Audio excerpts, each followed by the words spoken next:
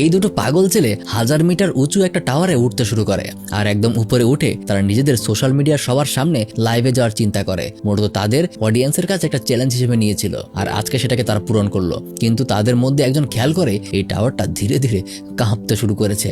আবহাওয়া খারাপ হয়ে গেছে, খুব সম্ভবত বৃষ্টি হবে আর জোরে জোরে বিদ্যুৎ চমকাতে শুরু করেছে। এটা দেখে দুজন খুব ভয় পেয়ে যায়। দুজনেই সেখান থেকে নিচে নেমে যাওয়ার চিন্তা করে, কিন্তু তখনই একজন একটা সেফটি হারনেস বের করে তার বন্ধুকে লাগিয়ে দিয়ে নিচে ঝুলিয়ে দেয় আর সাথে সাথে সোশ্যাল মিডিয়াতে লাইভে চলে যায়, কারণ তারা এত কষ্ট করে এখানে আসলো, এমনি এমনি তো চলে যেতে পারে না। ঠিক তখনই তার অপর বন্ধু নিচ থেকে উপরে গিয়ে তার পা ধরে টান দেয়। সে মনে করে তার তো সেফটি হারনেস লাগানোই আছে, কিন্তু উপর থেকে পড়ে যাওয়ার সময় দুর্ঘটনাবশত তার সেফটি হারনেস খুলে যায় আর এইভাবেই এক সময় টাওয়ার থেকে সে ছিটকে পড়ে যায়। তবে তারা সেকেন্ডারি সেফটি হিসেবে একটা প্যারাশুট নিয়ে এসেছিল, যেটাকে সে খুলে ফেলে, কিন্তু প্যারাশুটটাও ভালো মতো কাজ করে না, যার কারণে ধীরে ধীরে একটা বিল্ডিং এর একদম টপ ফ্লোরের একটা আলিশান দরজার দিকে সে এগুতে শুরু করে। ঠিক তখনই সেই দরজাটা খুলে যায় আর ছেলেটা